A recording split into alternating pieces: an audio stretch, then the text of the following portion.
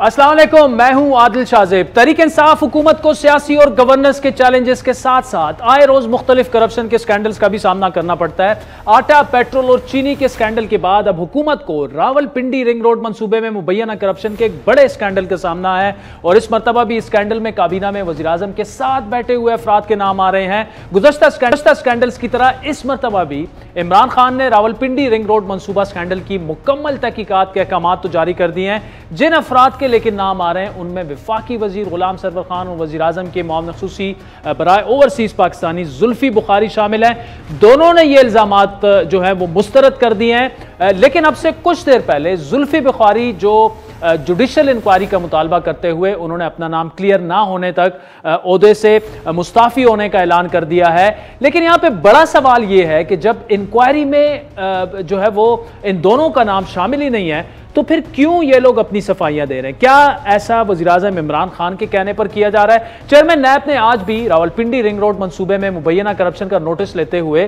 तहकीकात का हुक्म दे दिया है और इसके अलावा जो ये प्रोजेक्ट है इससे मुतालिक हुकूमती इंक्वायरी में भी इल्जाम यह आयद किया गया था कि रावलपिंडी में रिंग रोड मंसूबे के नक्शे में तब्दीली के जरिए कुछ हाउसिंग सोसाइटियों को फायदा पहुंचाया गया। फैक्ट फाइंडिंग रिपोर्ट के मुताबिक साबिक commissioner Rawalpindi captain retired Mohammad Mahmood और मुअत्तल होने वाले land acquisition commissioner Waseem Tabish ने सड़क के लिए जमीन के हुसूल की गर्ज से गलत तरीकेकार से 2 अरब रुपए और 30 करोड़ का मुआवजा अदा किया और जमीन हासिल करते हुए संजानी के मारूफ खानदान को फायदा पहुंचाया। रिंग रोड स्कैंडल इंक्वायरी में यह बात भी सामने आई कि असल नक्शे को तब्दील करके मजीद नए रास्ते शामिल कर दिए गए हैं जिसका मकसद 62 शख्सियात की जमीनों का तहफ़्फ़ुज़ था। रावलपिंडी रिंग रोड 36 किलोमीटर पर मुहित था। यह मंसूबा 2017 में मुस्लिम लीग नून के दौर में बनाया गया, लेकिन इस पर अमल दरामद मौजूदा दौरे हुकूमत में हुआ और यह मंसूबा 36 किलोमीटर से बढ़ाकर 65 किलोमीटर कर दिया गया। नक्शा तब्दील करने से मंसूबे की लागत में मजीद 25 अरब रुपए इजाफा देखने में आया और बताया यह गया कि ऐसा सिर्फ इसलिए किया गया है कि 6-7 सोसाइटीज को जो है वो फायदा दिया जाए। अब जुल्फी बुखारी ने तो नाम ना क्लियर होने तक इस्तीफा दे दिया है, लेकिन इस स्कैंडल में वफाकी वजीर गुलाम सरवर खान का नाम भी लिया जा रहा है। लेकिन उनका दावा यह है कि इंक्वायरी रिपोर्ट में तो उनका नाम ही शामिल नहीं है, जो कि दुरुस्त है, लेकिन सरवर खान के बकौल उनका नाम किसी के कहने पर फीड हुआ। बड़ी अहम बात आज उन्होंने अपनी प्रेस कॉन्फ्रेंस में की। उनका इशारा किस जानिब है? अगर वज़ीर आज़म के कुछ लोगों की जानिब से ऐसा किया गया तो ये यकीनन मामला गड़बड़ है। इसी पर तफसीली गुफ्तगू करेंगे। खुद वफाकी वज़ीर एविएशन गुलाम सरवर खान साहब हमारे साथ मौजूद हैं। खान साहब, thank you so much for joining us. Scandal की इंक्वायरी रिपोर्ट में आपका नाम शामिल नहीं है, जुल्फी बुखारी का नाम शामिल नहीं है, लेकिन उसके बावजूद आपने आज प्रेस कॉन्फ्रेंस की और जुल्फी ने तो इस्तीफा भी दे दिया है। जब आपका नाम ही नहीं है स्कैंडल में तो फिर सफाइयों की जरूरत क्यों पेश आ रही है आपको? क्या आप पर वज़ीर आज़म इमरान खान का दबाव है ऐसा करने के लिए? प्राइम मिनिस्टर तो मना कर रहे हैं। मुझे भी उनका मैसेज आया है कि आप प्रेस कॉन्फ्रेंस मत करें, लेकिन हम कोई इंक्वायरी रिपोर्ट की बुनियाद पे नहीं कर रहे। हम तो फैक्ट्स को सामने रख के कर रहे हैं और जो मीडिया ने एक हाइप क्रिएट की है और एक कैरेक्टर एसेसिनेशन हम लोगों की है, जिस तरह वो इमरान खान है, उन्होंने यूट्यूब चैनल पे 2-3 प्रोग्राम किए हैं और मेरे हवाले से ये भी कहा कि पहले भी इसका स्कैंडल था जिस वजह से पेट्रोलियम से हटाया गया। तो इस तरह की फजूल किस्म की बातें हमसे मंसूब जब की जाएं तो तरन वाला तो हम सियासतदान है कि जिसका जो जी में आए मुंह उठा के बगैर तस्दीक किए हुए इल्ज़ाम लगा दे और फिर पब्लिक में, तो हम लोगों ने तो पब्लिक में रहना होता है, पब्लिक में जाना होता है, तो फिर उसका अगर जवाब ना दें कि एक बंदा हम पे इल्ज़ाम दर इल्ज़ाम। ये प्रोग्राम अब इमरान ने किया है, ये रऊफ़ क्लासरा और आमिर मतीन ने किया है, ये प्रोग्राम नदीम मलिक के प्रोग्राम में हुआ है, ये प्रोग्राम इस तरह। फिर वो एक चीकू से है उनका, उन्होंने PMLN का उसने किया है, उसने प्रेस कॉन्फ्रेंस की है, तो उसके लिए फिर मेरे लिए ज़रूरी था इन सब का मुंह बंद करना। और सिर्फ मैं बातों से मुंह नहीं बंद करूंगा, मैं तो उधर अनाउंस किया है कि 2 लोगों के खिलाफ तो मैं कंटेम्प्ट में जाऊंगा, इत्तर के अज़द का दावा करूंगा। खान साहब देखें, आप ये कह रहे हैं कि आपका नाम फीड करवाया गया, तो ये किसने किसको फीड किया? अगर इंक्वायरी में आपका नाम नहीं तो फिर इसका मतलब हुकूमत के अंदर ही कोई है जो आपके खिलाफ हाथ मार रहा है और ये सारे जो है आपके बकौल मीडिया को फीड कर रहा है। कौन है ये?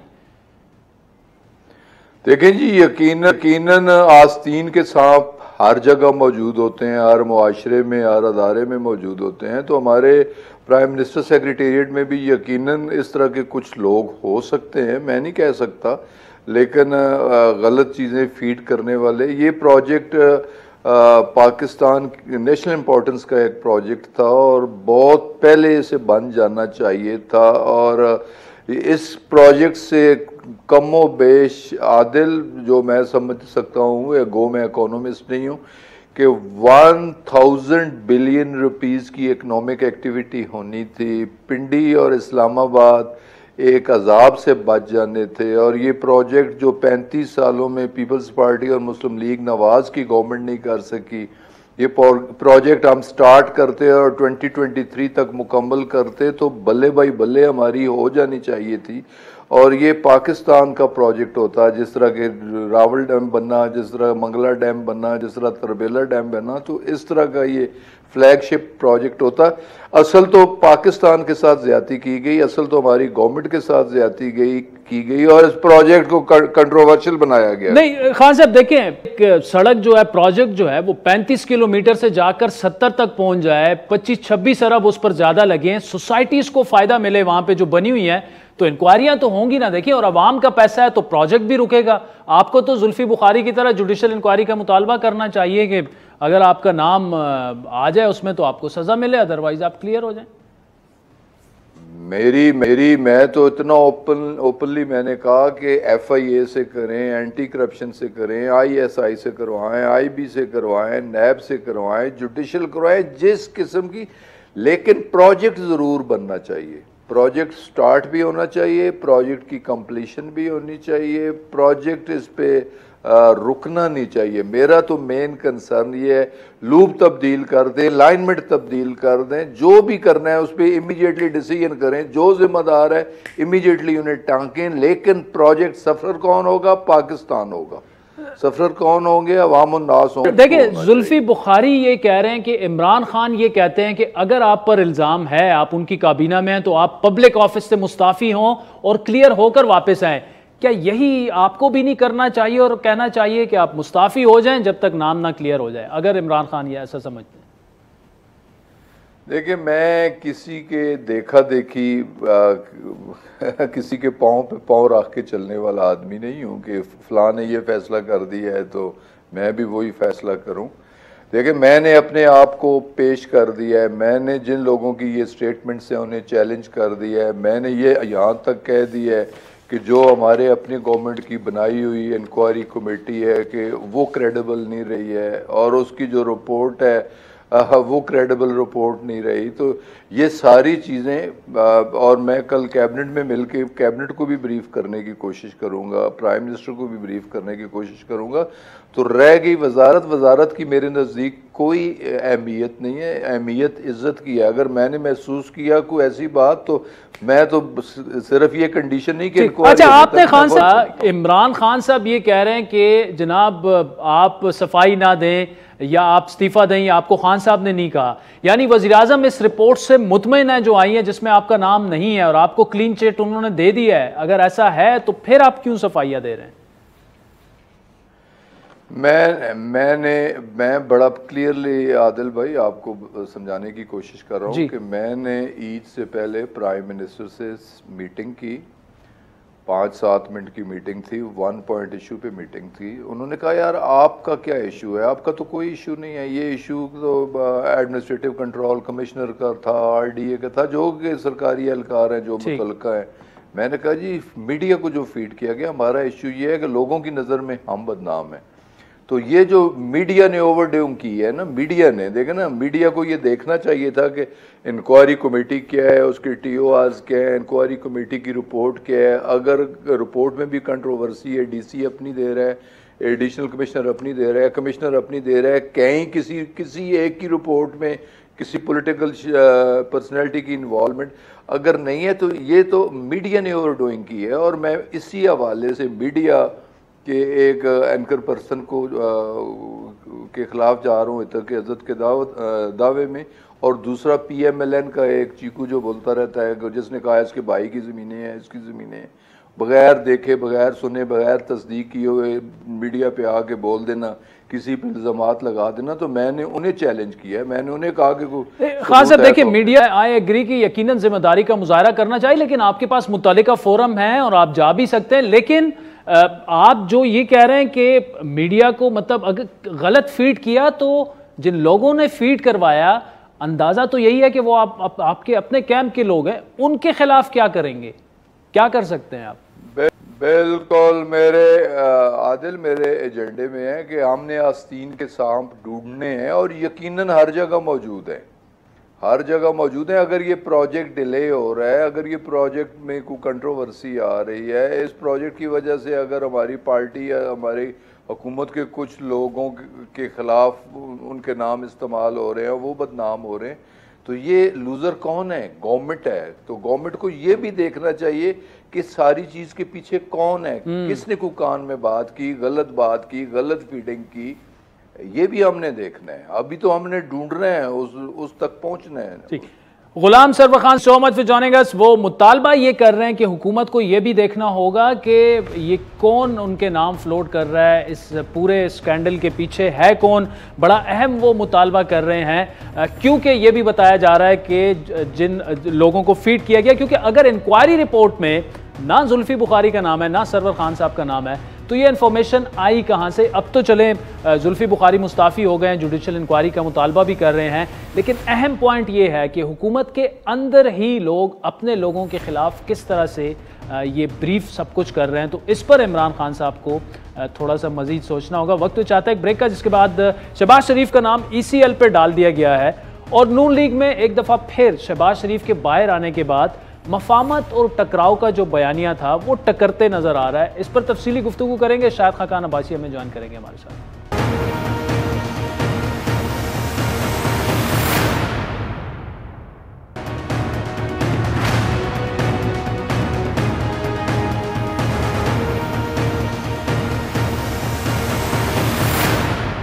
वेलकम बैक नाज़रीन। हुकूमत ने ईद की छुट्टियों के बाद जो पहला काम सबसे पहले किया वो ओपोजिशन लीडर का नाम ECL में डालने के साथ साथ शहबाज शरीफ का नाम ब्लैक लिस्ट से निकालने के लिए लाहौर हाई कोर्ट का फैसला जो है वो सुप्रीम कोर्ट में चैलेंज कर दिया है। अब विफाक ने वजारत दाखिला के जरिए दायर अपील में मौक़िफ़ इख्तियार किया है कि लाहौर हाई कोर्ट ने मुतालिका हुकाम से जवाब मांगा, ना कोई रिपोर्ट, बैरून मुल्क जाने की इजाजत देने का यह फैसला नहीं दिया जा सकता, क्योंकि शहबाज शरीफ के वापस आने की कोई गारंटी नहीं है।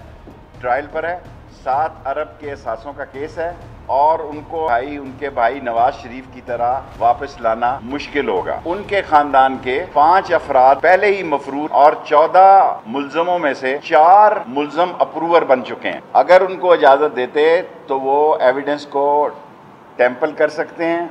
नवाज शरीफ वापस नहीं आया तो शहबाज शरीफ ने कहां से आना था? Common sense. नवाज शरीफ भी वापस नहीं आया तो शहबाज शरीफ कैसे आएगा? ये शेख रशीद साहब कह रहे हैं, कॉमन सेंस है। अब दूसरी जानिब शहबाज शरीफ ने भी बैरून मुल्क जाने की इजाजत ना देने पर हुकूमत के खिलाफ लाहौर हाई कोर्ट में तौहीन अदालत की दरख्वास्त दायर कर दी है। शहबाज शरीफ ने मौक़िफ़ इख्तियार किया है कि रियासती इदारों को सियासी मुखालिफिन के लिए इस्तेमाल किया जा रहा है। हुकूमत ने शहबाज शरीफ का नाम ECL पर डालने का फैसला तो कर लिया है, लेकिन इसी फैसले के साथ ही 2019 के ही लाहौर हाई कोर्ट के ही जो शहबाज शरीफ का नाम ECL से निकालने का फैसला था उसकी बाज़गश भी शुरू हो गई है और उसको थोड़ा बहुत आज मैंने भी पढ़ा।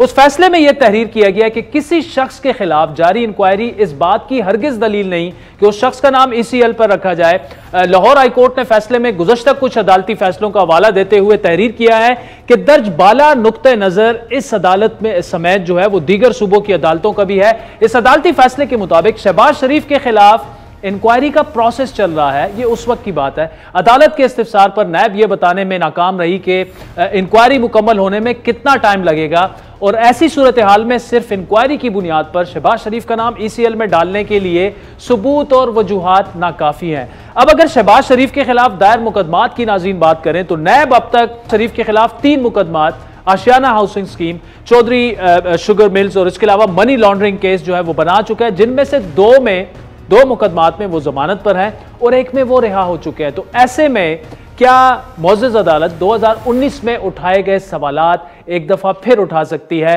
और अगर ऐसा हुआ तो फिर शायद शहबाज शरीफ साहब जो है उनका नाम एक दफ़ा फिर ECL से हटा दिया जाएगा। अब रिहाई के बाद शहबाज शरीफ साहब जो हैं वो सियासी तौर पर मुतारिक हो चुके हैं। पहले उन्होंने मुख्तलिफ ममालिक के सफ़ीरों और हाई कमिश्नर से मुलाकातें की, यहाँ पे सियासी राब्ते भी उन्होंने तेज़ कर दिए हैं। उनकी सियासी मूवमेंट ने हुकूमती हलकों में तो हलचल मचाई थी, जिसका वाज़ेह इशारा हुकूमत की तरफ से उनके खिलाफ कार्रवाई की सूरत में उन्हें बैरून मुल्क ना जाने देने की कोशिशों की सूरत में नजर आया। लेकिन साथ ही शहबाज शरीफ की सियासी हलचल को मुक्तदर हलकों की तरफ से रजामंदी हासिल होने की बातें भी। आज वजीर दाखिला शेख रशीद से इस हवाले से सवाल हुआ, जो खुद मुक्तदर हलकों के करीब समझे जाते हैं, तो उन्होंने इस तासुर को बिल्कुल रद्द किया। देखिए, जिन लोगों का आप कह रहे हैं कि उनसे तल्लुकात अच्छे हैं, उनके सबसे तल्लुकात अच्छे होने चाहिए, ये जरूरत है इस वतन की। लेकिन उसका मतलब ये नहीं है कि इससे इमरान खान के कोई फैसलों में या उसकी डिसीजन मेकिंग में कोई फर्क पड़ रहा है। क्या पिद्दी का शोरबा आप समझते हैं वो भूल गए जो नाम ले लेकर इन्होंने गुजरांवाला में और दूसरे पंजाब के शहरों में खिताब किया, फिर कह दें कि हमारा बयानिया खत्म हो गया है। जहां हुकूमत इस सूरत हाल में परेशान है, वहीं दूसरी जानिब नून लीग के अंदर भी शहबाज शरीफ के मफामती सियासी मिजाज से नून लीग की क़यादत में कन्फ्यूजन दिख रही है। शहबाज शरीफ बराह रास्त इस्टेब्लिशमेंट से लड़ाई मोल लेने से हमेशा गुरेजा रहे हैं, लेकिन मरियम नवाज कल जुलूस के हमरा अपने सीनियर रहनुमा मियां जावेद लतीफ़ के घर पहुंची। आईन की सरबुलंदी की बात करना, इदारों की सरबुलंदी की बात करना, कानून की पासदारी करना, अगर गद्दारी है तो हाँ, ये गद्दारी हम बार बार करेंगे। अवाम के फैसलों को अवाम पर छोड़ दो और अवाम को और उनके लीडरान के दरमियान में से हट जाओ। इमरान खान जाने और पाकिस्तान की अवाम जाने। नवाज शरीफ के बयानिए के साथ खड़ी हूँ, बल्कि मैं आज हर उस शख्स के साथ खड़ी हूँ जो नवाज शरीफ के बयानिए के साथ खड़ा है। जो नवाज शरीफ के बयानिए के साथ खड़ा है, मैं उसके साथ खड़े हूं। दरमियान में से हट जाएं, पाकिस्तानी अवाम जाने और इमरान खान जाने। अब बयानिया किसका आगे बढ़ेगा? नून लीग के सीनियर नायब सदर साबिक वज़ीर आज़म शाहिद खकान अब्बासी साहब हमारे साथ मौजूद है। अब्बासी साहब, पहले तो शहबाज शरीफ साहब जा रहे थे, एक ही दम उन्हें रोका गया, फिर ECL पे नाम डाला गया और बताया ये जा रहा है कि जी जिन लोगों से उनकी बात सारी हुई थी, उनको चीज़ों को सबूताश करने के लिए अब इमरान खान साहब मैदान में आ गए हैं और ये सारी पाबंदियां लग रही हैं। किससे बात हुई थी और इमरान खान साहब क्या रोक रहे हैं? शहबाज शरीफ साहब मुल्क के लीडर दी अपोजिशन है कौमी असम्बली के। आज फ़लस्तीन पे बात किसने की? शहबाज शरीफ साहब ने। रेजोल्यूशन किसका था? शहबाज शरीफ साहब का। अदालत ने इजाज़त दी, ज़मानत दी, अदालत ने इजाज़त दी बाहर जाने की। शहबाज शरीफ साहब मुल्क से बाहर थे, पिछले साल वापस आए। मई में इसलिए वापस आ गए कि ये ना हो कि कोविड में कोई बैन लग जाए, तो इजाज़त दी है, आईनी हक है। अगर आप लीडर दी अपोजिशन को ट्रस्ट नहीं कर सकते तो किसको ट्रस्ट करेंगे? आप क्या पैगाम दे रहे हैं? अदालत ने इजाज़त दी हुई है कि एक गैर कानूनी ब्लैक लिस्ट जिसका कोई आईनी या कानूनी हैसियत नहीं है, उस पर आपने रखा हुआ था कि मुल्क से बाहर ना जा सकें। उन्होंने इजाज़त दी, आपने ECL पर डाल दिया काबीना की मंजूरी से। यानी पूरी काबीना इस काम में मुलव्वस है कि हाई कोर्ट के ऑर्डर को काबीना सबवर्ट कर रही है। ये मेलाफाइडी। लेकिन सर इसमें आप देखिए ना कि जो उन्होंने रीजंस दिए हैं उनमें तो 2-3 रेफरेंसेस है, कुछ इंक्वायरियां है, मैं उस पर नहीं जाऊंगा, कानूनी नुक्ते नज़र से उसको अगर देखें। लेकिन जो शेख रशीद साहब कह रहे हैं कि जी ये कॉमन सेंस है कि अगर वो नवाज शरीफ साहब को वापस नहीं ला सके, वो उनके गारंटर हैं, ये खुद कैसे वापस आएंगे? ये कॉमन सेंस नहीं है। वो कह रहे हैं कॉमन सेंस। ये कॉमन सेंस पे कानून नहीं चलता। कानून में कॉमन सेंस होती है, लेकिन कानून चलता है अदालती फैसले के ऊपर। अदालती, आपने शहबाज शरीफ साहब की जो जमानत हुई वो फैसला पड़ा है, उसको भी एक तरफ रख दें। ये तमाम बातें जी फलाना केस, ये जो अभी तफसीली फैसला है, जी जी जी केस की दजियां वहां खत्म बिखर गई। अब अदालत ने फैसला किया है, कॉमन सेंस की बुनियाद पर किया है, हकायक की बुनियाद पर किया है, जिस पर भी किया है। लाहौर की हाई कोर्ट का फैसला है, क्या मुल्क की काबीना उसको सबवर्ट करने का हक रखती है? उसको, उसकी जो इंटेंट है उसको तोड़ने का हक रखती है? क्या वज़रा ये इनको हक है कि ये बातें कर सकें? वो तो देखिए अब्बासी साहब, अब तो मामला अदालत में है, अदालत में ये फैसले हो जाएंगे। लेकिन सवाल असल में ये है कि क्या वाकई आपकी सुलह हो चुकी है एस्टेब्लिशमेंट से? हमारी जंग कब थी किसी से? जंग नहीं थी आपकी? कोई जंग नहीं है, बयानिए की जंग। हमने कभी किसी के बारे में कोई बात की है? वो जलसों में जो नाम लिए गए तो नाम लिए हैं जो इलेक्शन लोग जिम्मेदार थे। हमने किसी इदारे के बारे में कभी बात नहीं की, हमने हमेशा मुल्क की बात की है। आज भी हम इक़्तिदार की बात नहीं करते। हम ये कहते हैं कि जो इलेक्शन चोरी हुआ उससे मुल्क आज जहां पर है वहां पर पहुंचा है। मैं सिर्फ एक बात करूंगा जी कि जहां 2 मई 2018 को आप थे, आज क्या 3 साल बाद आप बेहतर हैं? हमारे मुल्क के हालात बेहतर हैं? अगर बेहतर हैं तो फिर मेरे दलील कोई नहीं है। अगर खराब हैं तो मेरा सवाल यह है कि खराब क्यों हुए? उस खराबी की बुनियादी वजह आइन से इनहराफ है। ठीक। अच्छा, ये जो आप कह रहे हैं जंग तो बिल्कुल थी नहीं, लेकिन जंग तो मैं उसे नहीं कहूंगा, लेकिन ताल्लुकात काफी खराब थे। कि आप खलीज थोड़ी सी कम, जिस तरह आप जुबैर साहब कह रहे हैं कि जी सुलह हो गई है, राब्ते बहाल हुए हैं और पीटीआई को सबसे बड़ा डर ही यही है और इसीलिए फिर शहबाज शरीफ साहब के खिलाफ जो है कार्रवाइयां भी हुई हैं। देखिए, जुबैर साहब ने उसी पैराए में बात की जो आपने मुझसे सवाल किया जी। मैंने कहा जी कोई जंग ही नहीं थी। अब खबर ही रहेगी वो कह रहे जंग ही कोई नहीं थी। नहीं तो आप फिर कह रहे हैं बेहतर हुए। मैं यही कह रहा हूँ कि आप कहते हैं सुलह हो गई है। सुलह, हमारी सुलह की गुंजाइश नहीं है क्योंकि हमारा झगड़ा नहीं है। भाई साहब, जुबैर साहब का ये कहना कि ताल्लुकात बेहतर हुए हैं और आपका ये कहना जर्नलिस्टिकली स्पीकिंग बड़ी सिग्निफिकेंस है। दोनों ताल्लुकात खराब कब थे? क्या खराबी थी? अब जलसों में जो हुआ, जो चीजें हुई, जलसों में बात होती है, जलसे होते हैं, उनमें बात होती है, तकरीरों में बात होती है, सियासतदान हर रोज बात। अब वो वाली बातें नहीं दोहराई जाएंगी ना इधर से कुछ होगा ना उधर से। सीज फायर बातें दोहराने का मकसद नहीं होता। बातें अपना मौकफ रखने की बात होती है। हमने मौकफ रख दिया। हमने कहा कि इलेक्शन 2018 को चोरी हुआ है। आज मुल्क के जो हालात हैं उनका बराह रास्त ताल्लुक उस इलेक्शन की चोरी से है।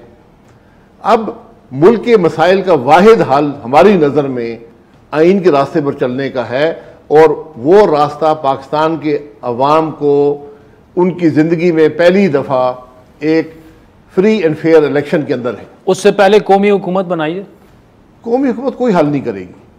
कौमी हुकूमत के वक्त इलेक्शन कौन करवाए? इमरान खान ही करवा दे इलेक्शन। जो भी इलेक्शन कराए, जो भी तरीकाकार है इलेक्शन का। आज हुकूमत नहीं चल रही। आज हुकूमत ने मुल्क को तबाह कर दिया। महंगाई हद दर्जे से गुजर चुकी है, तरक्की खत्म हो गई है। आप क्या तवक्को करेंगे हुकूमत से?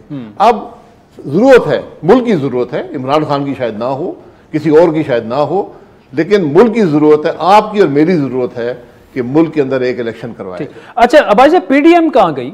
ईद के बाद हम ये करेंगे, वो ईद का आज 5वां दिन हो गया, अब काम पे वापस आ गए हैं, कोई खबर ही नहीं है। आज पहला वर्किंग डे, थोड़ा सा टाइम दे दें, अब बड़ी जल्दी में है। पीडीएम रास्ते का तयन कर चुकी है। पीडीएम ने जो करना था वो काम कर चुकी है। पीडीएम ने आज पाकिस्तान के अवाम के सामने जो अपनी दलील रखी थी कि मुल्क के मसाइल का हल आइन से इनहराफ की वजह है, वो आज हर शख्स कबूल करता है। और जब तक हम उस रास्ते पर नहीं चलेंगे आइन के, मुल्क आगे नहीं चलेगा। ये पीडीएम की कामयाबी है। शहबाज शरीफ साहब और मौलाना साहब की कोई बातचीत हुई है to do with Peoples Party या आपस में कि जी बैठना है? क्योंकि शहबाज शरीफ साहब जब से आए मौलाना साहब से नहीं, पीडीएम के सदर से मुलाकात हुई है? नहीं, मौलाना साहब डेरा इस्माइल खान में हैं, बातचीत होती रहती है। और पीपल्स पार्टी को वापस लाना या ना लाना ये कोई एजेंडा का पॉइंट नहीं है पीडीएम के अंदर। अब यू हैव मूव्ड ऑन, अब बात खत्म। जी बिल्कुल, they have moved on, we have moved on. उनको मौलाना साहब ने एक मौका दिया हुआ है कि नजरसानी कर लें जो कुछ उन्होंने किया है और पीडीएम का एतमाद बहाल करें। ठीक। अच्छा भाई साहब, एक कंफ्यूजन जो नून लीग की टॉप टियर लीडरशिप नहीं, सेकंड टियर लीडरशिप और फिर जो कारकुनान वगैरह हैं जिनसे थोड़ा बहुत हमारा भी राब्ता होता रहता है, शहबाज शरीफ साहब जैसे ही आते हैं, शहबाज शरीफ साहब का एक अपना अंदाज सियासत है, मफामत पे वो बिलीव करते हैं और वो कभी मतलब इवन बिटवीन द लाइन भी ये नहीं कहेंगे कि जी इस्टेब्लिशमेंट का ये काम नहीं है, वो ही doesn't even go there. Maryam Nawaz का बड़ा एक क्लियर कट, जिस तरह कल वो जावेद लतीफ़ साहब के घर में गई और सबको पता है कि क्यों गई, बड़ा क्लियर मैसेज था जो जावेद लतीफ़ साहब जिस तरह से अंदर गए और पाबंदे सलासिल हैं वो, ये कहाँ पे जाके ये मामला थमेगा? क्योंकि वो बयानियाँ भी आपकी पार्टी के अंदर काफ़ी मकबूल है, शहबाज शरीफ साहब पार्टी के सदर हैं, ये कहाँ पे पैचअप होता कुछ नज़र आ रहा है आपको? मियां नवाज शरीफ के अलावा तो मुझे पुल नहीं, ब्रिज नहीं नजर आता यहाँ। देखिए, जमातें अपने बयानी की मकबूलियत पे नहीं चलती, जमातें अपने मौक़िफ़ और असूल पे चलती हैं। मुस्लिम लीग नून का असूल बड़ा वाज़ेह है कि हम किसी सौदे का हिस्सा नहीं बनेंगे। हम चाहते हैं कि मुल्क आइन के मुताबिक चले, सारे इदारे अपने आइनी हदूद में रहें। हमारे माजी में अगर जाना है तो फिर उसकी वाहिद वजह, हमारे मुल्क के मसाइल की वाहिद वजह आइन से नहराफ है। अगर सजाएं देनी है फिर सबको सजाएं मिलनी चाहिए। और मेरा ज़ाती मौक़िफ़ हमेशा ये रहा है कि माजी को करेदना छोड़ दें, एक ट्रुथ कमीशन बना दें, हकाइक अवाम के सामने रख दें। हकाइक इस मुल्क के बड़े तल्ख हैं और बदकिस्मती ये है कि उन हकाइक से सीखने के बजाय हम उन हकाइक को दोहराने के आदी हो चुके हैं। वैसे भाई साहब, जंग खत्म हो गई है तो अब तो मामलात बेहतर हो जाएंगे। जंग भाई हमने ना कभी जंग की है ना जंग की गुंजाइश है। ठीक, इस मुल्क में मौजूदा जो हालात है वाकई जंग की गुंजाइश नहीं रह गई, चाहे आप और उनके दरमियान हो, आप और इमरान खान के दरमियान हो, आप और पीपल्स पार्टी के दरमियान हो। रिकन्सिलिएशन से शहबाज शरीफ साहब को आगे करें, आगे चलना चाहिए मुल्क को चलाने। रिकन्सिलिएशन किस बात पे? झगड़ा क्या है? मुल्क के जो बड़े बड़े मसाइल हैं वो हल के बड़े मसाइल पे कोई दो राय नहीं है, कोई दो राय नहीं है। आप बिल्कुल बैठे मसाइल को हल करें, इसलिए तो कोई दो राय नहीं है। हम आज वाहिद बड़ी जमात है इक़्तिदार में नहीं है, बाकी सब कहीं ना कहीं इक़्तिदार का हिस्सा है। हम और JUI भी बलूचिस्तान में शायद इक़्तिदार का हिस्सा है। बहरहाल मैं बात कर रहा हूँ, वो वहाँ पे नहीं है बलूचिस्तान में, लेकिन वो भी इक़्तिदार का इस वक्त हिस्सा नहीं है। लेकिन अब भाई साहब जाते जाते ये बताएं ना कि देखें, इमरान खान साहब खुद से तो नहीं जाएंगे। अगर पीछे से जिस तरह जुबैर साहब कह रहे हैं और बातों से झलक रहा है कि कुछ रिलेशंस बेहतर हुए हैं, तो इसका मतलब ये कि अगर इमरान खान परफॉर्म नहीं कर रहे तो उनको वो वाली सपोर्ट अब नहीं रही जो पहले हासिल थी। Is this, do you see this as you know positivity थोड़ी सी इसमें देखें, कुछ नजर आ रही है? वो मामला इमरान खान साहब को या उनके लाने वालों के दरमियान हो सकता है, हमारा उससे कोई ताल्लुक नहीं है। अच्छा, हम तो मुल्क की बात कर रहे हैं। हमारा सवाल ये है कि क्या इस मुल्क में जो कुछ हुआ 2018 में, उसने क्या मुल्क को बेहतरी दी है, बुराई दी है? क्या उसने मुल्क को जवाल दिया है या तरक्की दी है? और इसका जवाब अब तक आपको नहीं मिला? जी, जवाब अब तक आपको नहीं मिला? जवाब तो मिल चुका है। जवाब महंगाई की सूरत में मिला है, मुल्क में हर इदारे की तबाही की सूरत में मिला है, मुल्क के जवाल की सूरत में मिला है। और क्या जवाब आपको चाहिए? जो जिन लोगों को ब्लेम किया गया उन्होंने कराया, उनसे जवाब नहीं मिला। ब्लेम, जवाब की जरूरत नहीं है। लोग आते जाते रहते हैं, ये आपको तारीख बताती है। ये आने जाने वाले लोगों की कोई हैसियत नहीं है। यकीन करें, जो आज के बादशाह होते हैं वो कल उनका नाम भी नहीं होता। ठीक, शायद खकाना भाई साहब, thank you so much for joining us. Sajin, वक्त तो चाहता है एक ब्रेक का, जिसके बाद गजा की बात करेंगे, फ़लस्तीन की बात करेंगे। यहाँ पर इस्लामाबाद में फ़लस्तीन एम्बेसी के डिप्टी हेड ऑफ मिशन हमें ज्वाइन करेंगे, उनसे तफसीली गुफ्तगू करेंगे। उनका अपना ताल्लुक भी गजा से है और वहाँ की इस वक्त ताज़ा तरीन सूरत हाल क्या है, तफसीली गुफ्तगू हम करेंगे ब्रेक के बाद।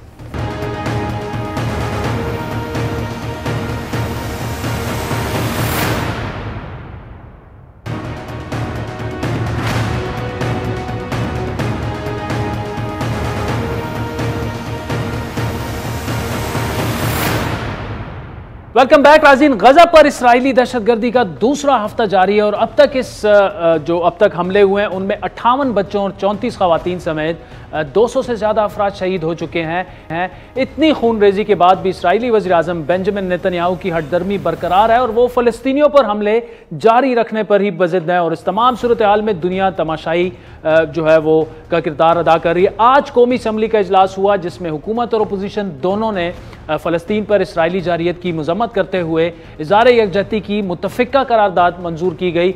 शाह महमूद कुरैशी ने ईवान को बताया कि 4 ममालिक बशमूल पाकिस्तान, तुर्की, सूडान, फ़लस्तीन के जो वज़राए ख़ारजा हैं वो न्यूयॉर्क जा रहे हैं, जहां अक़वाम मुत्तहिदा की जनरल असम्बली के इजलास में इसराइली जारियत का मामला जो है वो 20 मई को उठाया जाएगा। इससे पहले गुज़श्ता रोज़ OIC का इजलास हुआ जिसमें इसराइली हमलों की मजम्मत करते हुए उनको फौरी तौर पर बंद करने की करारदाद मंजूर की गई। लेकिन क्या मजम्मती करारदादों से ज़्यादा OIC कुछ भी नहीं कर सकती? कतर इसराइल से जो है वो अपना सफ़ीर वापस बुला चुका है। क्या बाकी मुस्लिम ममालिक भी ऐसा करके इसराइल पर प्रेशर डाल सकते हैं? गजा और फ़लस्तीन पर तफसीली गुफ्तगू करेंगे। नादिर अल तुर्क हमारे साथ मौजूद हैं, deputy head of the mission है फ़लस्तीन एम्बेसी इस्लामाबाद में। Nadir, thank you so much for joining us.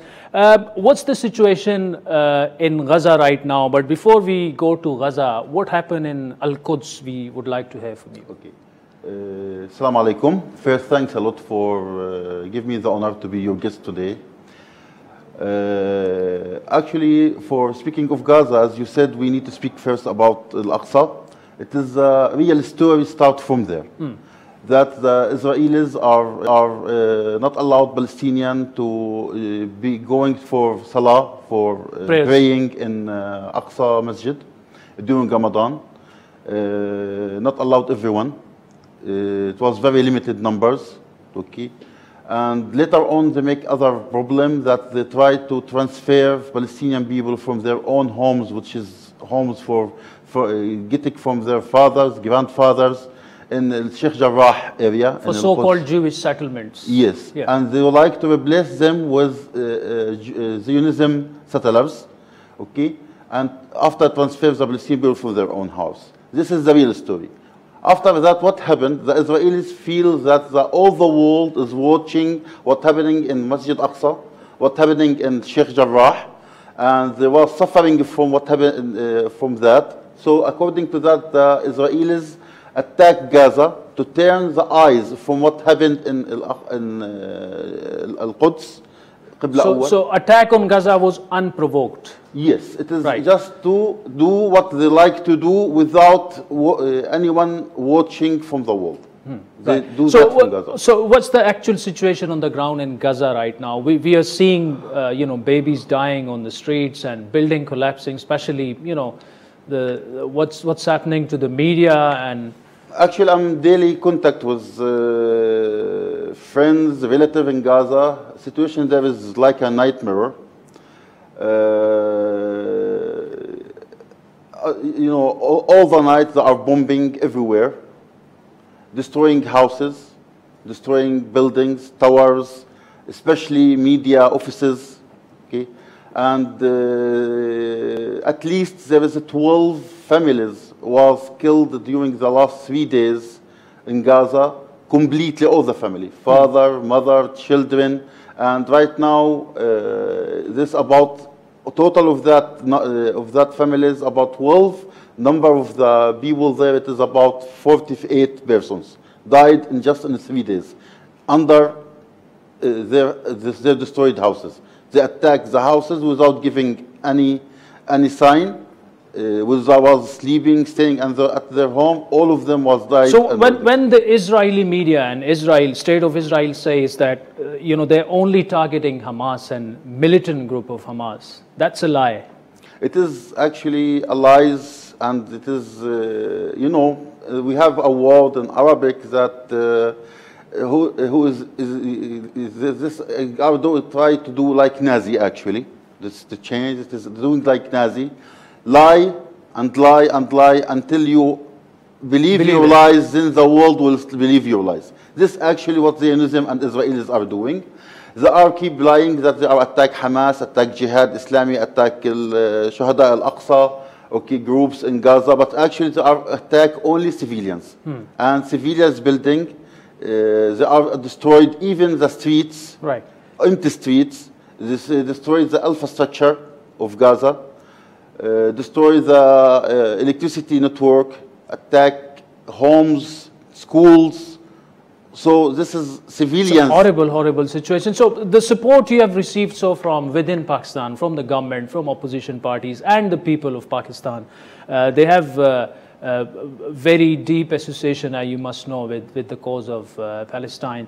Are you happy and satisfied, or do you think the government of Pakistan can do more? Actually, we appreciate what the Pakistani leadership, government, Minister of Foreign Affairs, Pakistani people, brothers and sisters, for very great and strong support for Palestine all the time, not just in this time. They are supporting us in peace and in war. They are supporting us when we are bleeding and we are suffering, and even when we are feeling better. All the time, Pakistan stand up with us, never give up, never leave us alone, always support us, even in international organization and United Nations.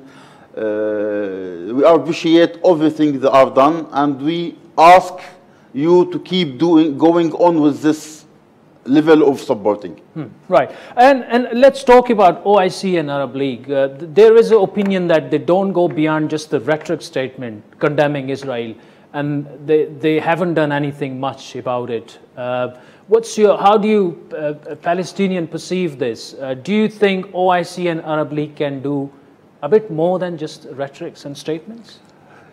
You know, we need more lobbying, actually, from the Arabs and Muslim states in the United Nations and against Israelis.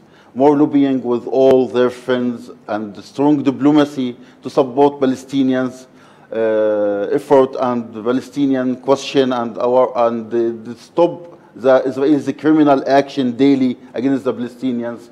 And this is not easy duty. It's need long and strong work, not start today, it starts since long time. They are doing what they are, we appreciate what they are doing good, but we're asking for more lobbying to make Israel in the corner, feel that it is just only apartheid system, all the world don't like to deal with it.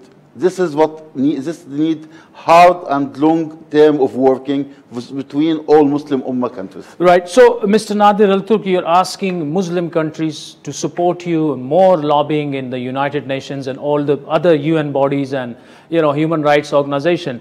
But at the time when there is a big talk, 3-4 Muslim countries have already recently formed, diplomatic relations with Israel, and Pakistan was under immense pressure as well.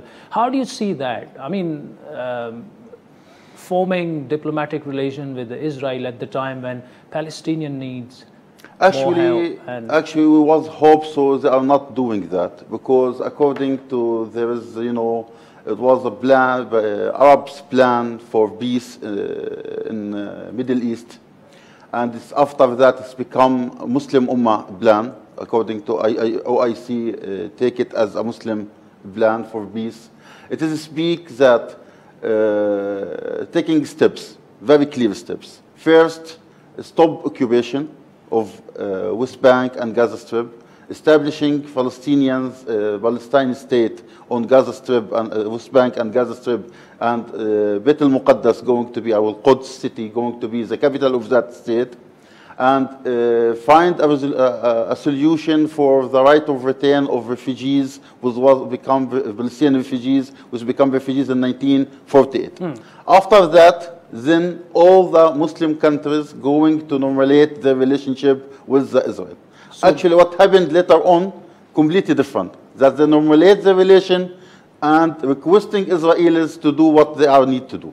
This is different in opinion about this. They already changed their mind about their own plans. Best wishes for Palestine. Thank you very much for joining us. Thank you very much again with all Pakistani people, Pakistani leadership, Pakistan government for their strong support. And hand by hand, inshallah, Palestine will be free. And soon, inshallah, we'll pray together in Aqsa Masjid, in free Palestine, in free Al-Quds. Thank you so much for joining us. Azim, वक्त चाहता है एक break का, जिसके बाद आपसे दोबारा मुलाकात।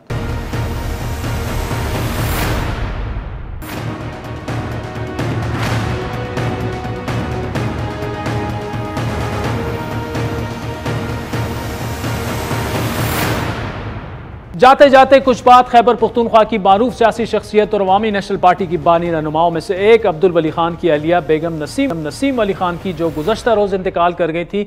नसीम अली खान ने रिवायती पुख्तून माशरे में नई सियासी रिवायत का आगाज़ किया, और ऐसी जगह पर किया जहाँ ख़वातीन का उस वक्त घरों से निकलना भी तकरीबन नामुमकिन समझा जाता था। ऐसे में बेगम नसीम अली खान ने पाकिस्तानी सियासी तारीख़ में अपना मुकाम बनाया, और वली खान की गिरफ्तारी और उनके दुनिया से चले जाने के बाद एक ताकतवर शख्सियत के तौर पर सामने आई और उभरी। चौधरी सूबा खैबर पख्तूनख्वा में वो पहली खातून थी जो 1977 के आम इंतखाबात में बराह रास्त असम्बली की रुकन मुंतखब हुई और उसके बाद से उन्होंने कौमी सियासत में जो किरदार अदा किया, खुसूसन जमहूरियत की बहाली के लिए कुर्बानियाँ हैं, वो पाकिस्तान की जमहूरी दुनिया में याद रखी जाएंगी। आज के प्रोग्राम पर नाज़रीन आपके फीडबैक के मुंतज़िर रहेंगे। हमारा ट्विटर हैंडल है @आदिल शाह ज़ेब। मुझे मेरी टीम समेत इजाज़त दीजिए। खुदा हाफ़िज़।